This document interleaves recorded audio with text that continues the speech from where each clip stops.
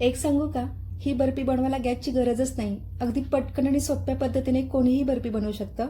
तुम्हाला रक्षाबंधनाला भावासाठी काहीतरी खास बनवायचंय ना, मग ही बर्फी नक्की करून बघा. आणि सगळ्यात खास म्हणजे ही बर्फी भाऊ सुद्धा आपल्या बहिणीसाठी बनवू शकतो. मिक्सरचं भांडं घेतलंय, त्यामध्ये अर्धी वाटी साखर आणि 3 वेलची घातलेत. डेसिकेटेड कोकोनट 1 वाटी,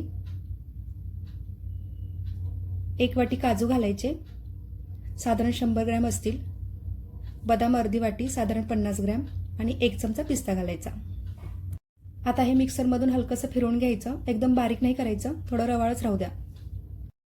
आता हे एका भांड्यामध्ये काढून घेऊयात.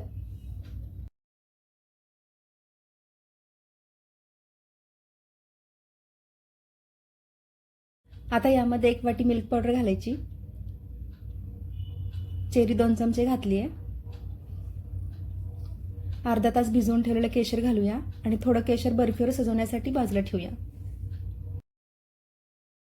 यात 3 चमचे घरची ताजी साय घातली आहे. यामुळे बर्फीला एकदम मऊ आणि छान चव येते.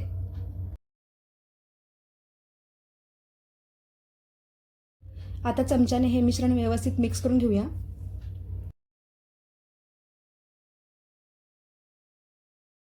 मिश्रण व्यवस्थित मिक्स झालंय. आता हाताने छान मळून घट्ट गोळा करून घ्यायचा.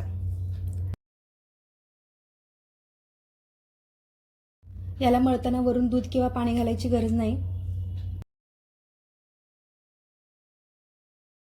बघा किती छान गोळा तयार होतोय.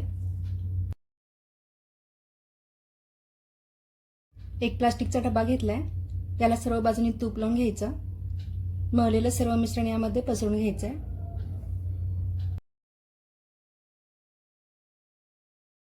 याप्रमाणे पसरून घ्यायचंय.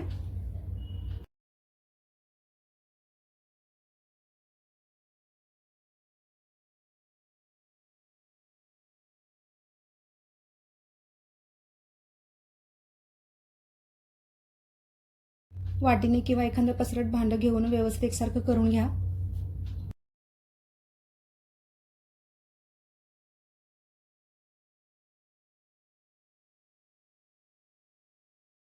आता याला झाकण लावून 15 ते 20 मिनिट सेट होण्यासाठी फ्रीजमध्ये ठेवून द्यायचे. फ्रीजमधून काढल्यावर डब्याच्या कडा अशा बाहेर ओढायच्या, म्हणजे हे साईडने लूज होते. छान सेट झाले. आता एका प्लेटमध्ये काढून घ्यायचे.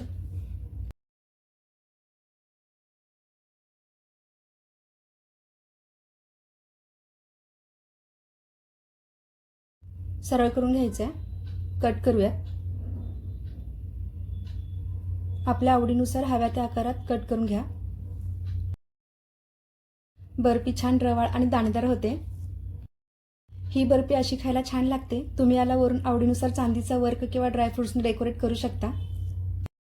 अगदी काही मिनिटातच तोंडात टाकताच विरघळणारी रवाळ बर्फी बनवून तयार होते. अशी ही गॅसशिवाय बनणारी झटपट आणि चविष्ट बर्फी रक्षाबंधनाला नक्की बनवा. रेसिपी आवडली तर लाईक करा, फॉलो करा आणि असेच रेसिपी, रांगोळी तसेच क्रिएटिव्ह व्हिडिओ पाहण्यासाठी माझ्या वैराग कन्या या यूट्यूब चॅनलला सबस्क्राईब करायला विसरू नका. धन्यवाद.